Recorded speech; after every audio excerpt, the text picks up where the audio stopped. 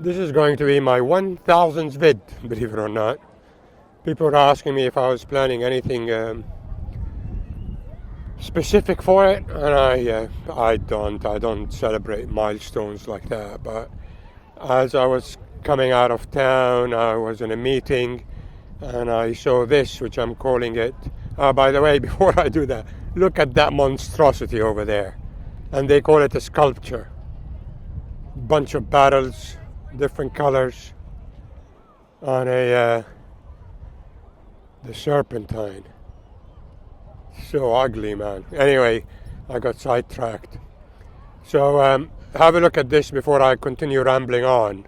I'm calling it the most irresponsible thing ever. Just parked here to go to a meeting, and I noticed this. Look at that scooter, and look at the keys. The keys are still in it. Is it locked?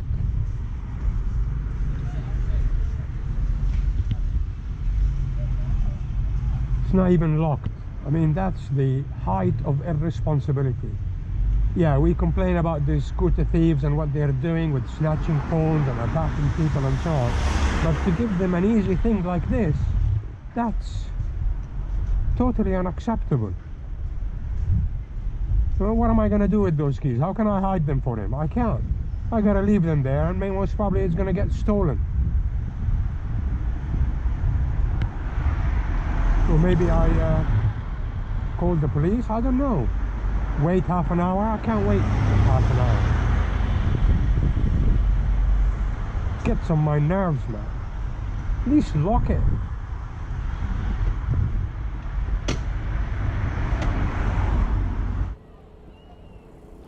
So, coming back to the subject, I mean, some of you know how I started. I was just doing some enduro rides, and I was sending the videos for my mother to watch because it was the easiest way on YouTube, and the whole thing took off from there.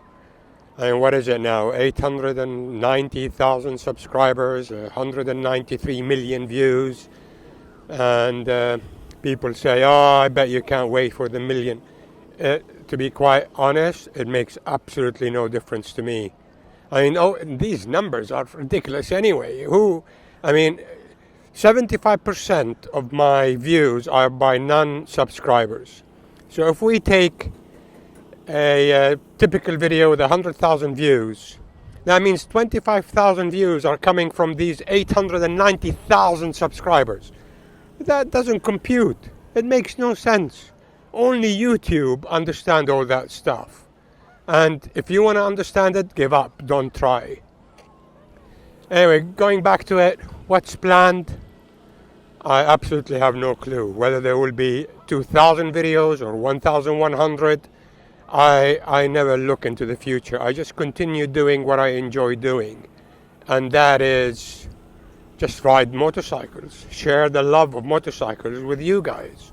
And you guys watching them and being here is so much appreciated. But I don't think the formula will change much. I'm intending to do more touring. Just got back from a week in the Alps 2 weeks ago, and I'm already planning the next tour. I just want to ride bikes. I've done the 18-hour days at work. I've done so many things, and riding saved my life. And one day I'll be brave enough to tell you the story. It's as simple as that. And it is my stress relief. It is my medicine, my motto in this crazy world. Going into, people say, why don't you give tips, RJ? Why don't you do how-tos? Why don't you? I don't preach. Most probably I have more faults in my riding than many of you. And I don't want to do that.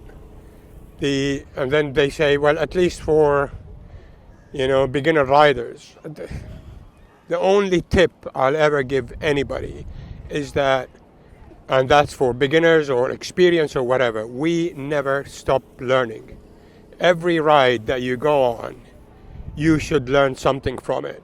Whether it's how to read the traffic, how to read cars, how to avoid close calls, how to feel the bike under you, how to all that stuff. We never stop learning. And if you reach a point where you say, I know it all, you are in deep trouble, I tell you. To finish it off, thank you for being here. Thank you for watching. RJ will never change.